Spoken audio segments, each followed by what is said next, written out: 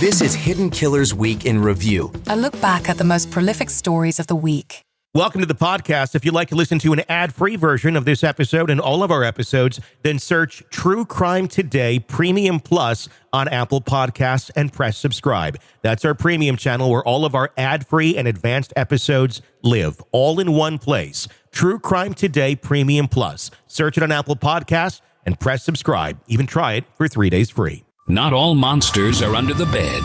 Some are sleeping next to you. Welcome to Hidden Killers with Tony Brueski, featuring retired FBI Special Agent and Chief of the Counterintelligence Behavioral Analysis Program, Robin Dreeke.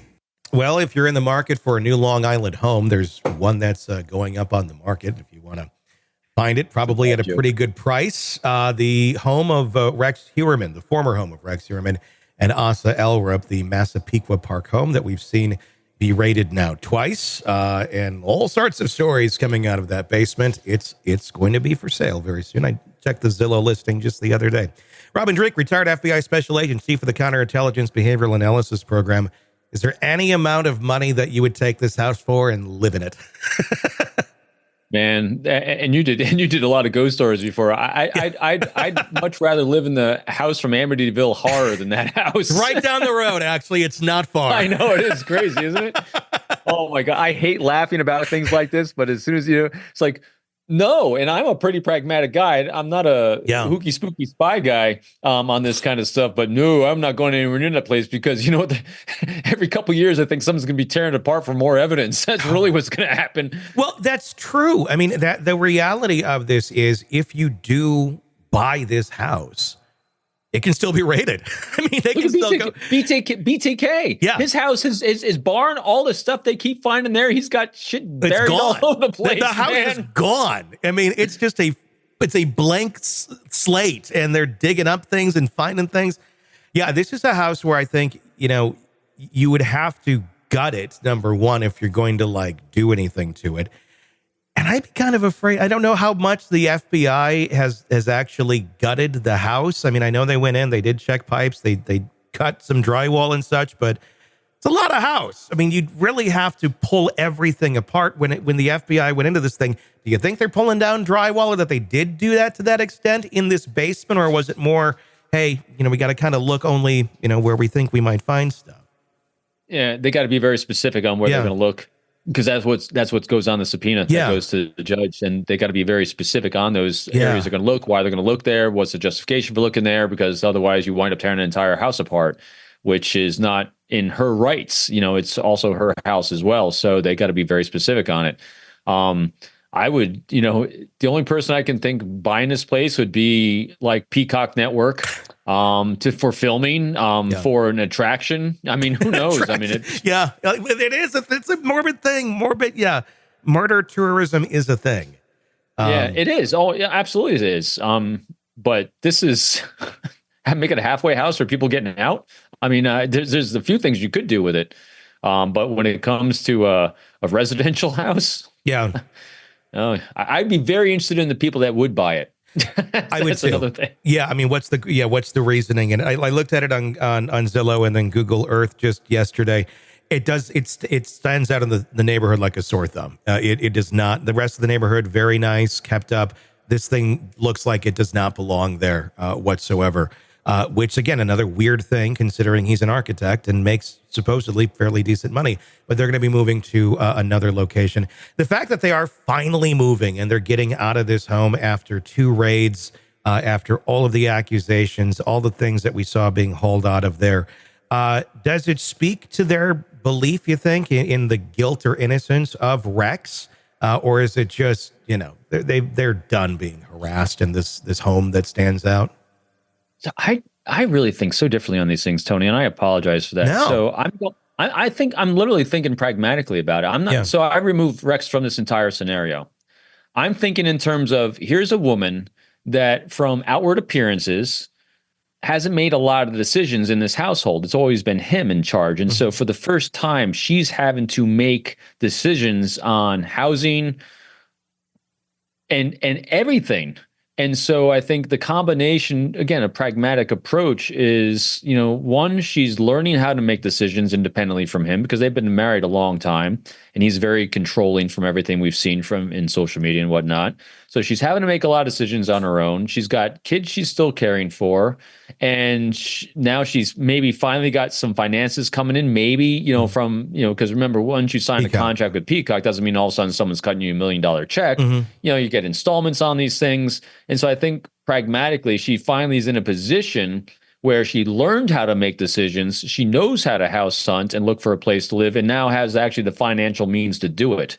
So I'm kind of on the side of, I don't think his guilt or innocence played into this. I think it was pragmatically, this is the first opportunity that she could really do it in any sense of the word. Should this house even be for sale? Should the FBI or some government entity step in and go, no, this is a crime scene, or this was a crime scene, and this thing's not going anywhere until this trial is over? I mean, similar, we saw it in the Murdaugh. They did the little field trip over there. Yep. I know the home in the Kohberger case is gone now, but it may be a place that they do want to take a jury at some point. We don't know when this trial is going to happen. Very likely not next year, considering how many people keep being, found. So this is still likely going to be a little ways out. Should this house be going anywhere, or should it just be kind of like kept as a little time capsule until this case is wrapped up? I would like that. I think it makes a lot of sense to do that. I don't know the laws behind doing that. So I think that's what's going to be ruling it on this one, because just like in the Kohberger case, having the jury being able to walk through that house and those rooms would have made a huge impact on that case when it does go. But I think them doing it in the Murdaugh case was fantastic. I think being able to have juries walk the grounds of these things where they took place is really paramount in, especially for prosecution, when you're trying to, give the emotional impact of what was actually happening in those moments to make it really intangible to the people involved. But again, I don't know financially and legally whether they're able to do that or not. But it's too bad, because I really think this house should be kept for quite a while. Yeah, longer. I mean, it's I don't know how that all works in terms of what authority they would have to stop someone. I mean, that is like, a good chunk of your, estate, I'm sure, owning this property. So to say it's frozen, you can't touch it, to someone who has not been charged with any sort of the crime, can that be done? Even though, it could be a crime scene. If you're in the house, let's say it does sell, somebody's like, okay, I'm going to do a fixer upper. We're going to get down here. We're going to start ripping apart the walls. How quickly before it becomes a crime scene again? What do they have to find for this thing to suddenly be, oh, we better stop everything? Yeah, well, it would take, more evidence popping up somewhere, another body popping up somewhere that, that draws them back to that house, looking in another wall, looking someplace in the yard, looking in a piece of concrete. I mean, so anything that's any evidence that's found on another body or through another witness or more testimony that draws it back to the house from a place that they haven't looked before is going to create another subpoena by a judge. It's going to give them, so no matter who owns the house, it doesn't matter. It's going to allow them to then go back in and re-tear that thing apart in an area they haven't looked in before, if they haven't. So that's what I think is the peril of whoever's going to buy it. At this point, they've gone in it twice. What do you think they need to go through it again anymore? Do you think they've gotten everything they need? Could there be something else in another filing here that would be to come in, a superseding indictment, where they need to go back in and take another look and another reference point at something? Or do you think they've already gathered everything they need at this point? They've gathered everything they need today, but if nothing else, the BTK killer shows us, and these serial killers, man, the thing with a serial killer is they're trophy collectors. And this guy's also, from what we've heard, this house is a hoarder's house. So that's a lot of potential, maybe not today, but tomorrow kind of stuff that comes up. Just think about this. So again, we'll put our thought hat on here and projection out. So say he winds up being the killer, he winds up being convicted, and he's sitting in jail for the rest of his life or on death row. Much like some of these other serial killers that are going to try to get an angle for leverage, for notoriety, he might have drips of leakage that come out. It's like, hey, I didn't tell you this before, but, in the drain pipe, that is 5 miles, 5 feet removed from the foundation that you didn't even know was lit. I mean, so all these kind of drips over time. Yeah. So today they think they have everything, because if they didn't, they'd have another subpoena. But again, subpoenas are based on evidence and facts that come in that give the judge, the desire to sign it to go in again. And so as of today, they have everything they think they need. But who knows what tomorrow brings? Yeah, they don't know what they don't know for what they need. Yeah.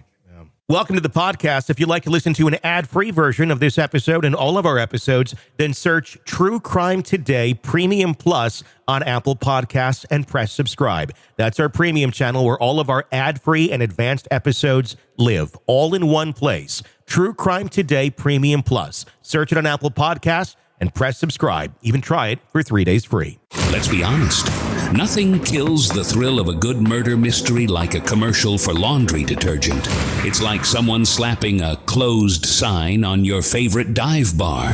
But you're not here for that, are you? You're here for the good stuff. So ditch the ads and upgrade to True Crime Today Premium Plus on Apple Podcasts. With True Crime Today Premium Plus, you get your crime straight. No chaser.